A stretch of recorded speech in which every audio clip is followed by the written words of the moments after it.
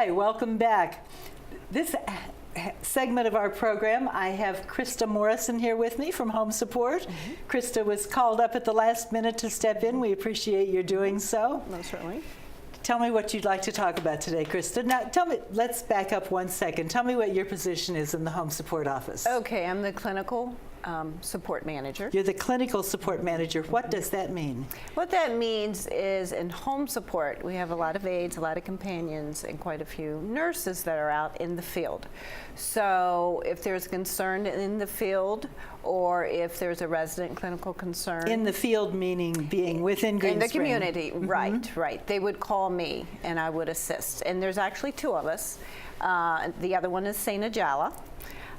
Who's joined us several months ago, who's still kind of new to home support in the orientation process, but she's pretty much through it.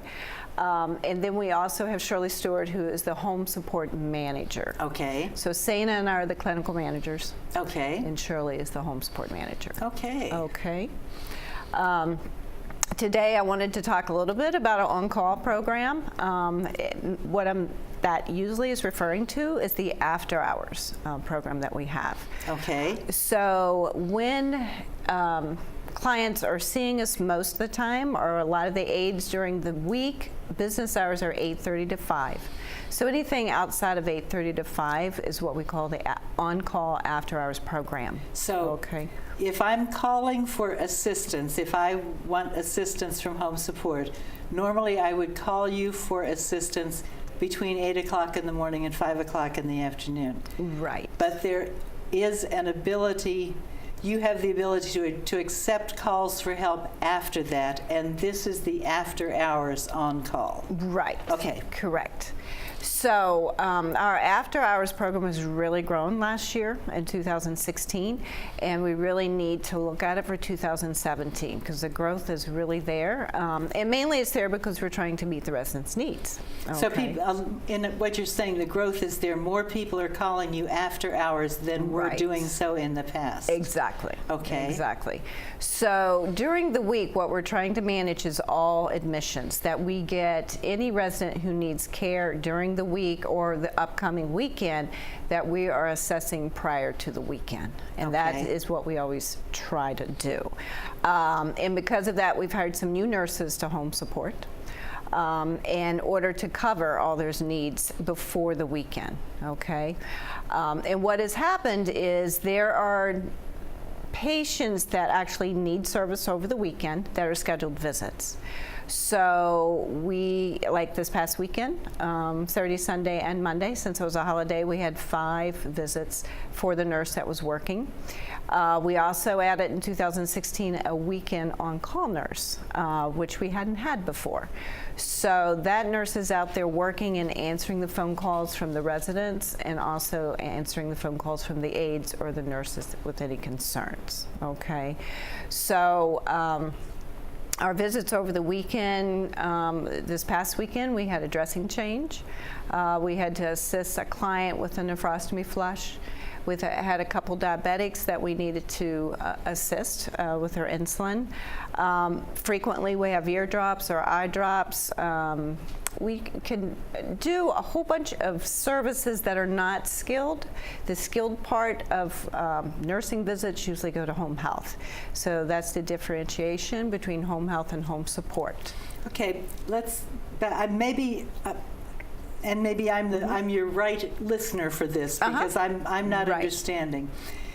You're talking about the majority of home health visits that are requiring more skilled visits, the kinds of things that you're talking about, are scheduled between 8 o'clock and 5 o'clock. 8:30 and 5. Okay, correct. But sometimes there are visits that need to happen from a more skilled helper, not the kind of helper that is scheduled to help with dressing or going to the bathroom, but something like an insulin shot or something that requires more skilled care that can be scheduled for after hours. Right. But they do have to be scheduled.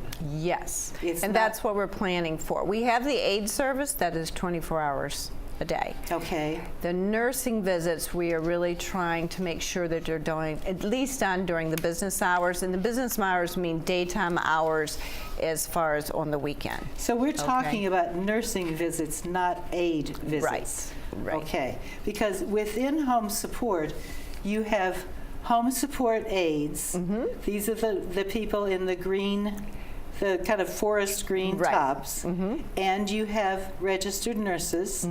And you have what other? We have companion service. And you have companion service. You have those three. Right. So what we're talking about today are the nurses. Right. Okay. Well, we're going to talk about both, I thought. Okay, that's all right. I'm just trying to be clear. Right. But the growth really happened for the nursing visits over the weekend. Okay, and that's what we're really trying to look at. The other part that is unplanned over the weekend, and those are the type of visits we need to get, are the more emergent needs of the client. So what we're trying to aim at is if a client is coming out of the hospital and is not going to Garden Ridge, those would be the clients that we would admit over the weekend.